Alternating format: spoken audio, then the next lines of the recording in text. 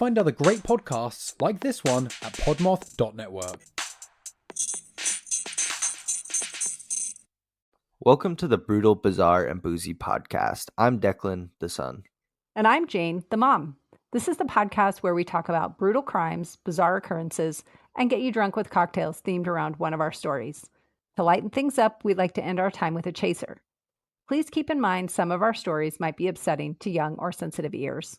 We love hearing from our listeners, so feel free to contact us by email or social media. You can find our contact info in the show notes for this episode. If you'd like to support us through Patreon, you can find us there at Brutal, Bizarre, and Boozy Podcast, or use the link in our show notes.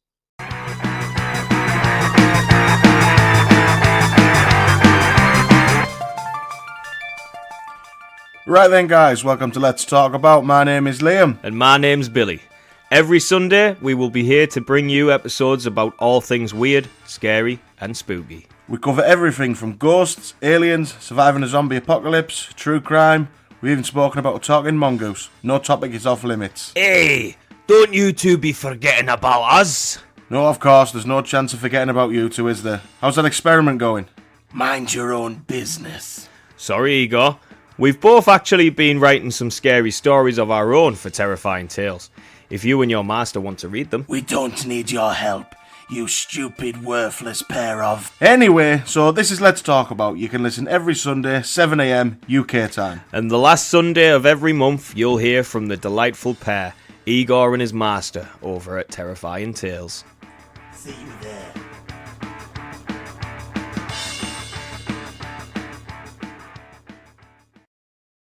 Oh, hi! If you're looking for another spooky and funny podcast to add to your rotation, check out Anything Bones, now part of the Podmoth Network. Hey Boneheads, I'm Sophie Schwartz. And I'm Caitlin Hart.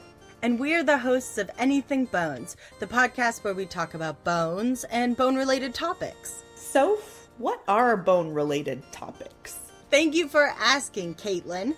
This can be anything from mausoleums to murderers, famous skeletons to cadaver dogs. Bone churches, mummies, serial killers. You'll hear about them all. And sometimes we have guests stop by and tell us their favorite bony tales. Check out Anything Bones on Apple, Spotify, Stitcher, iHeartRadio, or wherever your little heart desires. We release new episodes every Saturday.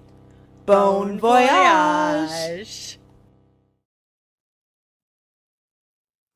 Welcome back, everybody. Thank you for joining us again. How are you doing, Deklan? I am sweaty right now. It's very hot. Is it But hot? other than that, I'm good. How are you? Oh, I'm doing good. I'm in the coldest part of our house, and it's not super hot here today. So, Lucky. yeah.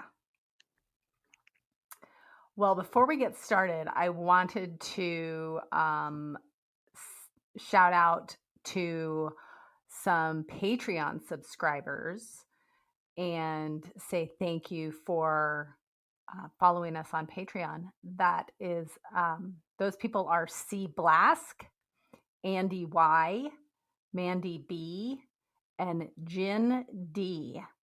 So thank you so much for finding us on Patreon and subscribing to us. And anybody else who wants to do that, we will shout you out in a future episode as well. So Go check us out over there. definitely. We got some cool stuff over there. We do some pre-releases of our cocktails so that you can get all of the ingredients ahead of time, and then you'll have them when the episode comes out. And we also do ad-free episodes so that if you don't want to listen to the ads that we have, you don't have to, because we edit those out and you can listen to it ad-free.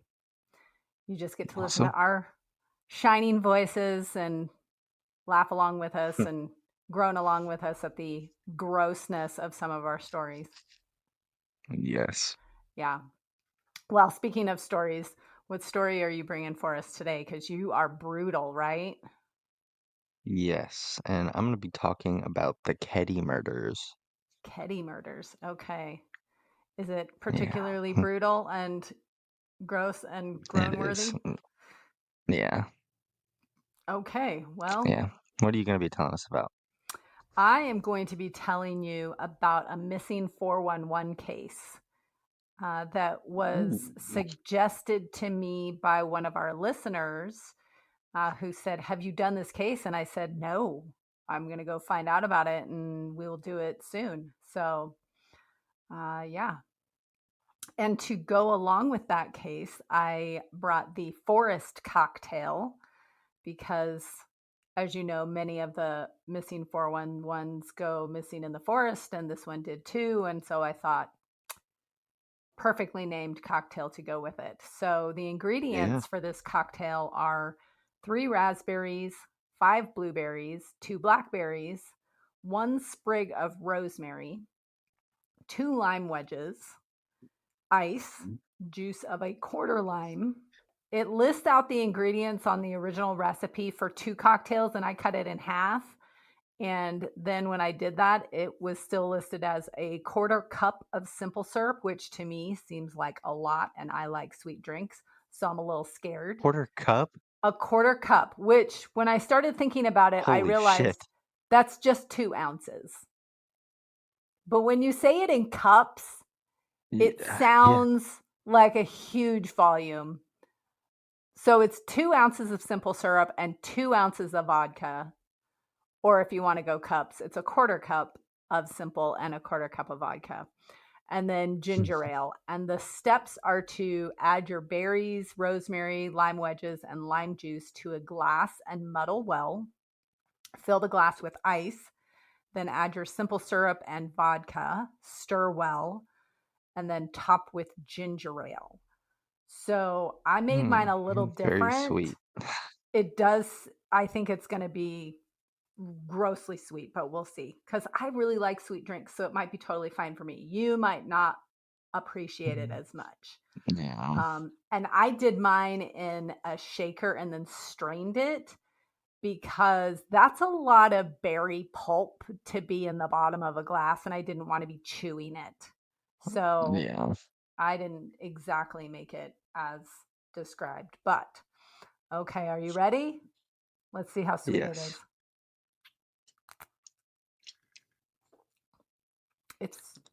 It's sweet, but not as sweet as I had worried, because the ginger ale and the lime really kind of cut it. So you could probably cut the simple down and it would be a little better. Yeah, it's not really horrible, but it's dark. good. But I'm not getting a whole lot of berry flavor. And I'm barely getting, I am getting a little rosemary. Yeah, I don't really taste the berries that much either. It's kind of weird. Okay, well, I don't know if I'd make this again. It's good. I think I would add more berries just to make it fruitier.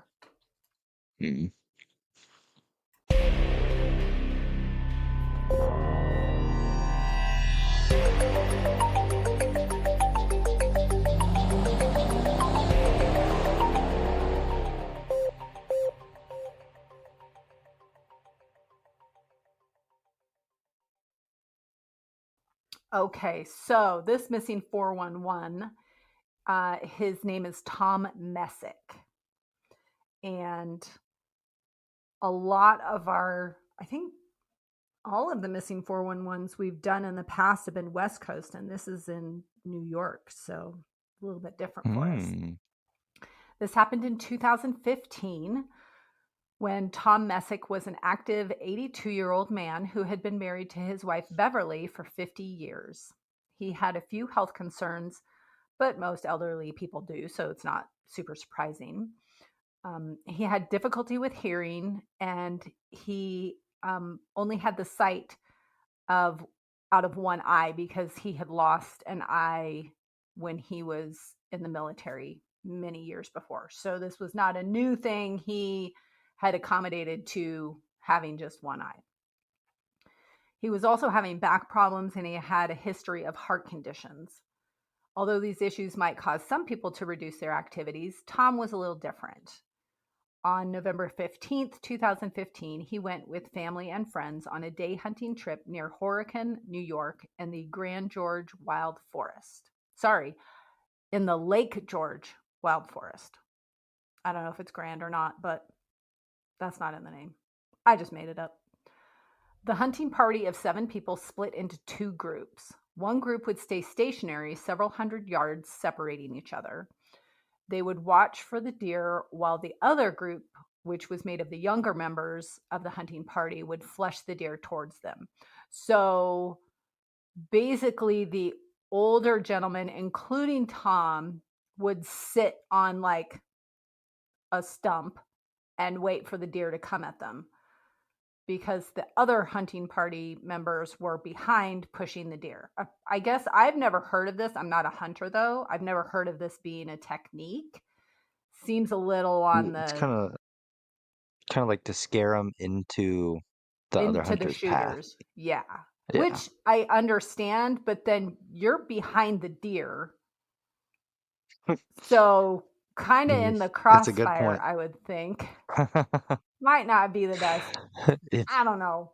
Apparently, that's what they were doing. Personally, I don't know that I would be comfortable doing that, but whatever. Due to his age and health issues, Tom was tasked with sitting on a stump and waiting for the deer to be pushed towards him. The 2 groups planned to meet at a specific location a few hours later. Tom had been hunting before, and he was very experienced in the woods. In his younger years, he had even taught hunter and survival training for several years. So he knows his way around the woods, basically. He's not, this is not a new place for him. He shouldn't be surprised by anything, and he knows how to survive out there. So he's got some skills. He was also a military veteran of the U.S. Army, having been a paratrooper during his military career. He knew his role on this day, and he knew the plan for meeting up. He had a rifle and walkie-talkie with him.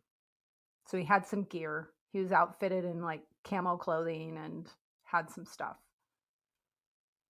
As everyone separated and started their separate tasks, Tom was seen at his perch on the stump. Although I did hear in another podcast that was talking about this case that one of the other hunters said he didn't want to sit down, so he was just kind of pacing in the area because he was uncomfortable sitting for long periods of time, so he just wanted to be up and alert and moving around, but he didn't plan on like leaving the area. So I don't know. I've heard differing things, that he was sitting there and then somebody else said he wasn't. So I don't know. Either way, he was supposed to be in one location. Yeah. The hunting party met at their designated location hours after arriving in the woods, but Tom wasn't there. They started looking for him, but couldn't find him or any of his belongings. After realizing that Tom was missing, one of the hunting party members commented that he heard something strange in the woods during the hunting session, but there was no way to determine what the sound was or what might have made it. And this is something that has been like addressed a few times in the subsequent investigation and looking for him. Apparently he described it to his son. He just said it sounded like a sound. It was unusual. And then apparently his son later said that he told him it was a snapping sound, possibly like a trap, a large trap that had closed. And it may have been on the top of a nearby hill, but nowhere near where Tom had been sitting. But sounds in the forest don't always sound like they're coming from where they're coming from. So, and no one else commented on it. No one else said that they heard a sound. It was just one person that said he heard something weird. Nothing had been heard from Tom over the walkie-talkies. So he has his walkie-talkie, but he hasn't called out to anybody, hasn't said he's in danger, hasn't said he needs help, that he's lost, anything. The group searched for a couple of hours, but finding no evidence of Tom, they contacted forest rangers and reported him missing. Several rangers searched into the late night hours, but still no Tom. Couldn't find him anywhere.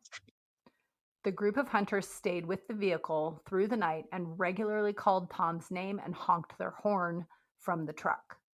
So they're making noise with the thought that if he's out there, he'll either respond on the walkie-talkie or, potentially find them. But he didn't. Searches for Tom were conducted by local firefighters, police, and State Department of Environmental Conservation, the FBI Quick Response Team, as well as volunteers from the community. The larger group of searchers began the next day and continued for several weeks. They utilized helicopters, search dogs, and divers because they were near water, so they wanted to make sure he didn't fall into the lake or a pond or something and disappear that way. The search was very precise. They used a grid pattern of string, and the searchers would line up in formation and walk through the grid, making sure that every area was covered very thoroughly. It was one of the most involved searches in the area in many years. Over 300 searchers covered around 30 square miles of wilderness. The area being searched is described as fairly dense with vegetation and also contains some caves and abandoned mines. Because of his age and health issues, it was believed that Tom couldn't have gotten very far on his own. His wife also believes, due to his extensive experience in the woods, that he would have left pieces of clothing as markers in case he had left the area. So because of his background, his wife had said, no, if he was lost, you'd be finding parts of his clothing wrapped around trees, tied on bushes, so that there was some trail of where he was going. And that was never found. In fact, no signs of Tom have ever been found. His belongings have not been found. The rifle gone, walkie-talkie gone. No clothing that he was wearing has ever been found. The FBI being involved in the initial search was a red flag for some people because the FBI usually doesn't get involved in cases like Tom's. The FBI typically works on cases that are believed to be kidnappings or occur on federal land, and this case was likely neither of those things. So, of course, people are saying, well, the FBI was involved, there's a cover-up. Tom's wife commented that the FBI told her something wasn't right with the case, but didn't elaborate on what that could have been. They just said, something's not right here, and wouldn't say why they thought that or what was off about it or anything like that. Detectives from the State Bureau of Criminal Investigations have become involved to research any leads that might come up. However, it's unclear if there have been any specific details for them to look at. They just said it's open and we're looking into stuff. In 2018, cadaver dogs were used in the area Tom was last seen in and the surrounding area, but nothing turned up with that search. Forest rangers continue looking for any signs of Tom, but in the nearly 9 years since his disappearance, nothing has been discovered. The rifle and walkie-talkie he was carrying that day have never been located. The case will remain open until evidence is found, but Tom's family believes he is deceased. Oh, that sucks. Yeah. And I mean, in this case, doing the research, I found a few sources where they were like, oh, the FBI knows exactly what's happened. They know some details, because why else would they have been involved in the initial search? But my opinion, Get involved in stuff like that, like murder, missing people. The FBI does get involved in that. Right. So if they're out searching for him, that looks good for them. That they were FBI quick response team. They're sitting around, maybe they're not doing anything, and they find out there's somebody missing in the woods. Why wouldn't they go and say, hey, we're here to help? Yeah. I didn't delve too deep in it because the world is full of conspiracies and people who want to see stuff that may or may not be there. And I'm not saying that there's not something there. I'm just saying it's kind of a stretch to say just because the FBI was involved in the search that they know something shady's going on. Like maybe there was a serial killer. But other than the one weird sound, nobody reported hearing any ATVs, any vehicles, anything that could have carried him off, that maybe some people suggested he was hit by a car and they put him in the car and then hit him because they realized they killed him or something. But nobody heard anything. There was nothing. He just disappeared, like many of these missing 411 cases. So, Just vanished. Yeah, that's super weird. yep, poof, gone. I don't want to go poof. No, me either. I'd like at least a trail or something. Right, yeah. We'll leave trails, everyone. If there's Yeah. no trail, there's something really, really sketchy happening.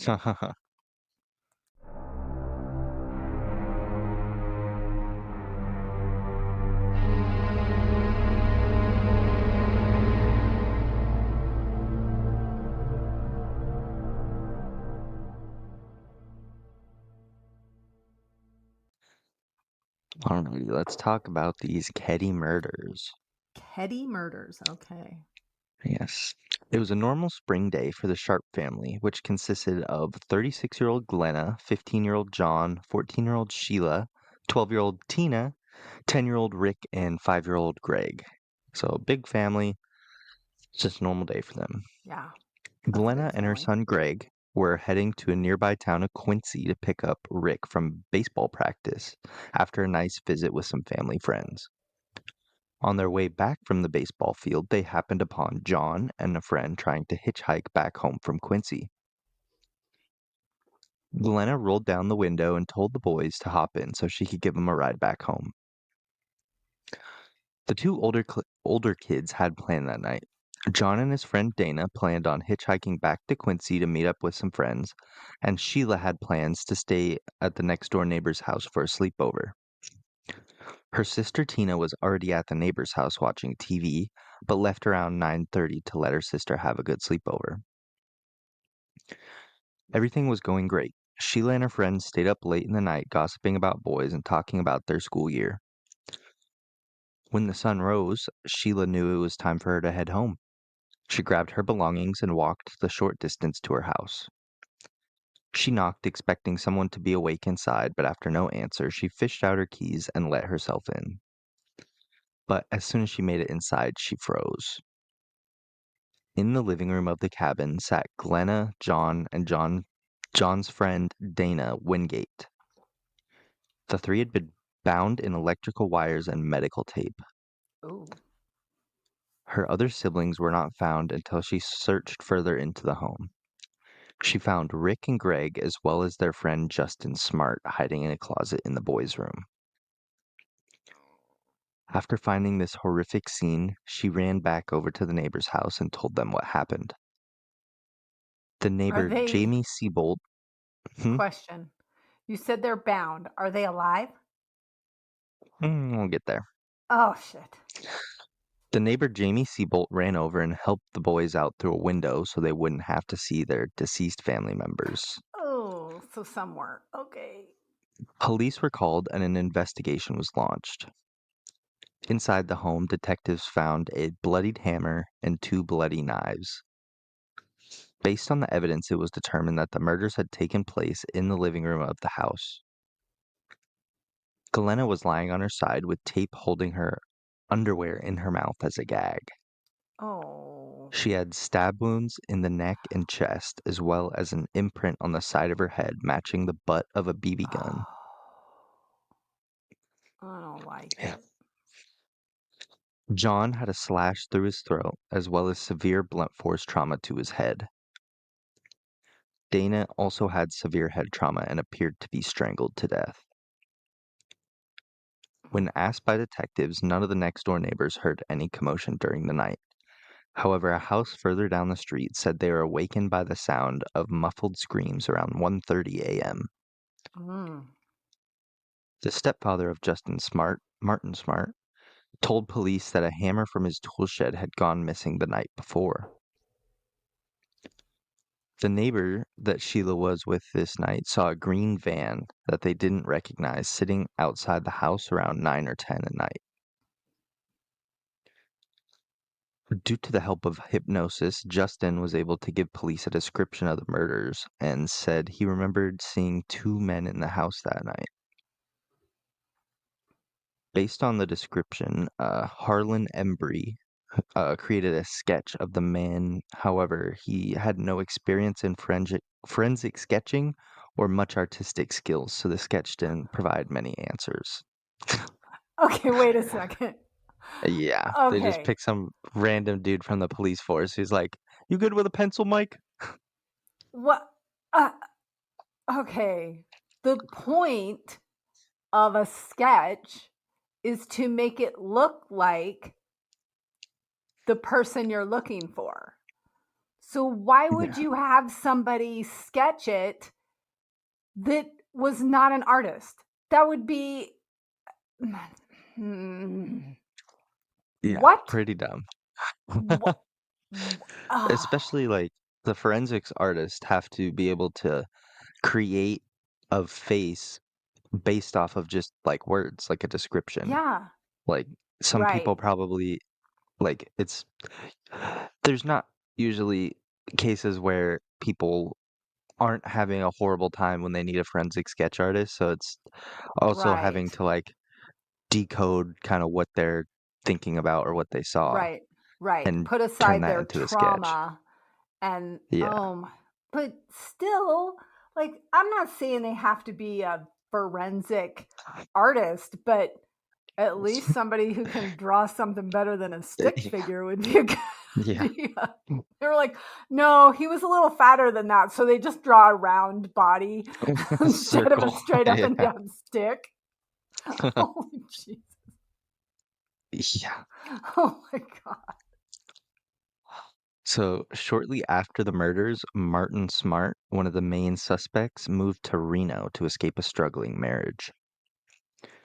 While in Reno, he sent a letter to his ex-wife talking about how their marriage had strained him. And in the letter, he said, "I've paid the price of your love, and now I've bought it with 4 people's lives." Don't say shit Yeah. like that.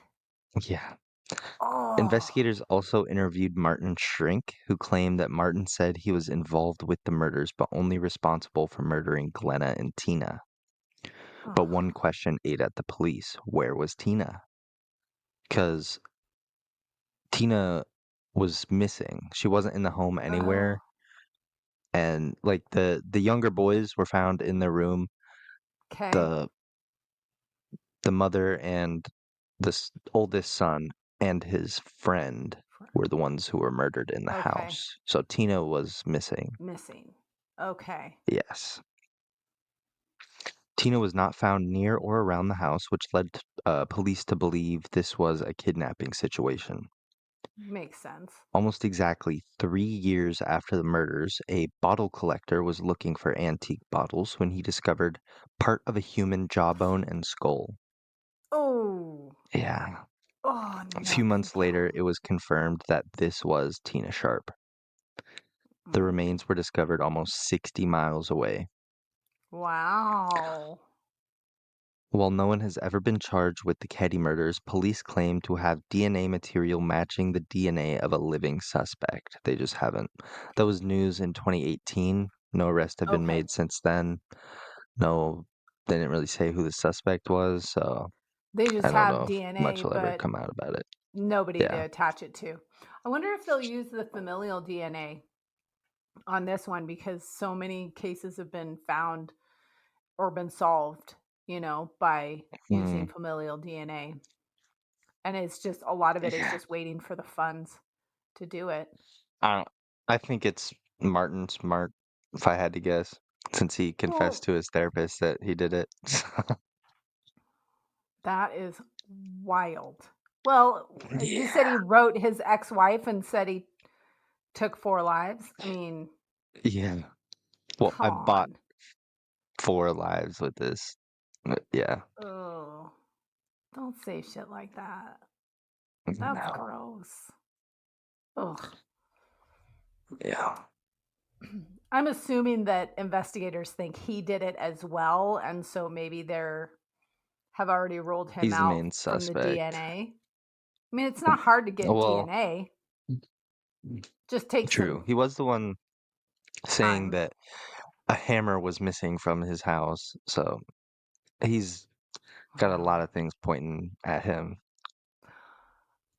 Okay, devil's advocate, you could say that he was just talking about the 4 lives that he could say that it's affected him and been a cost on his life that those 4 people died. Yeah. But That seems like a stretch. it's a stretch. But, I Yeah. mean, if you're his attorney, you might try and spin that. Some Yeah. people would believe it, I'm sure. If you spun it good enough, maybe. Uh, I I don't don't like know. it. Find it hard to believe. You have a Yeah. chaser, though?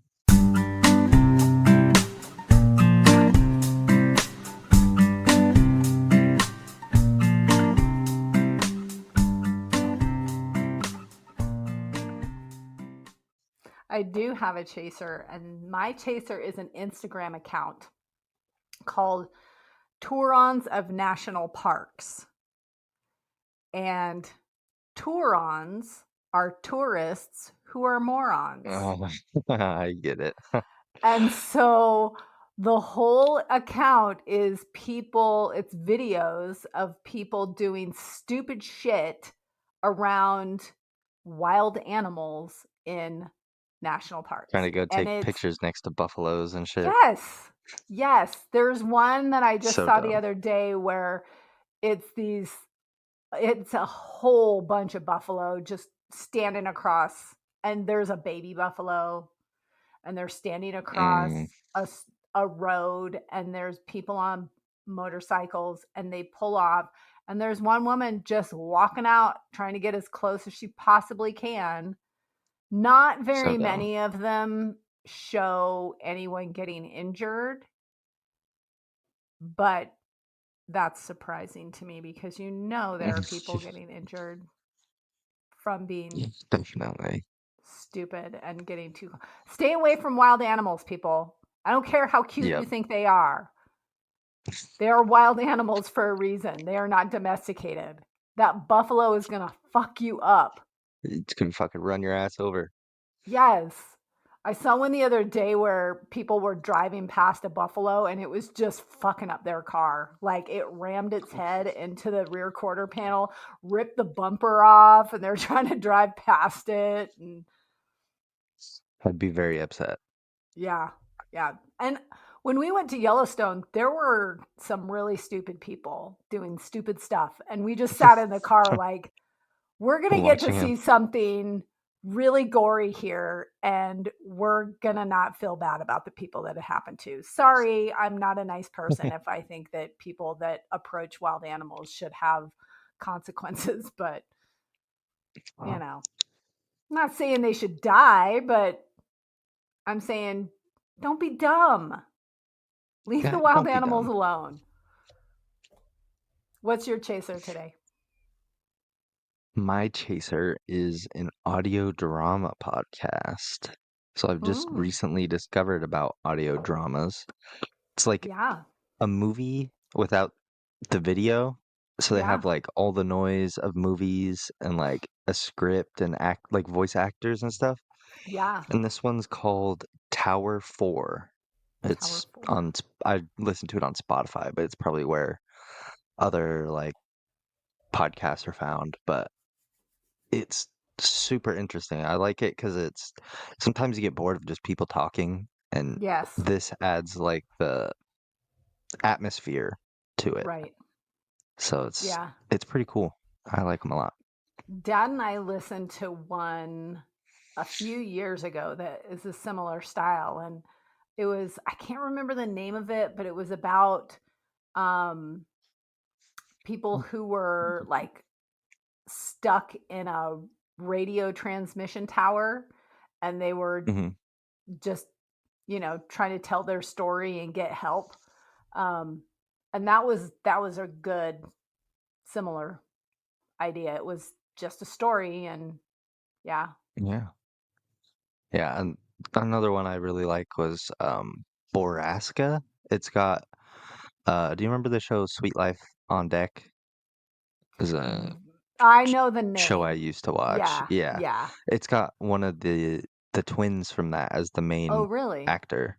So it's Okay. cool to like hear actual actors, like it's not just people who wrote a Right, script themselves, and they're people who have right. like acting training and stuff like that. It's pretty cool. Yeah. And it's got a huge twist at the end. It's pretty interesting. Oh, okay. I'll have to Yeah. check that out. Yeah. It's worth the listen. Cool. Well, thanks for the recommendation. Yeah. I think that brings us to the end of this episode. It Thanks for does. listening, everybody. Thank you so much. Go Yeah, find don't us on forget to check Patreon. out our Patreon, and our Yes, Instagram, all that good stuff should be linked absolutely. below. Come check us out. Absolutely. There's links to everything All in right. our show notes. So if you can't find us somewhere, go to the show notes of the episode that you're listening to, and under a section about wanting to contact us, there's a link to everything that you can find to reach us directly. And we love talking to people and hearing stories and getting ideas. So if you have something that you really want us to cover, or a drink that you'd like to torture us with, definitely let us know. Yeah, for We're sure. game for it all. Yeah, I love you, All Mom. right. Love you too. Bye. Hey, friends. Thank you for supporting our podcast. Please share our show with your brutal and bizarre friends. Give us a boozy follow on your favorite podcast platform. If you're feeling extra generous, we'd appreciate a 5-star rating or review as well. But maybe do that sober so all the letters are in the right place. You can find all our contact information in the show notes. We love hearing from you, and if you're interested in helping us stock the bar for our future boozy episodes, you can find our Patreon link in the show notes as well.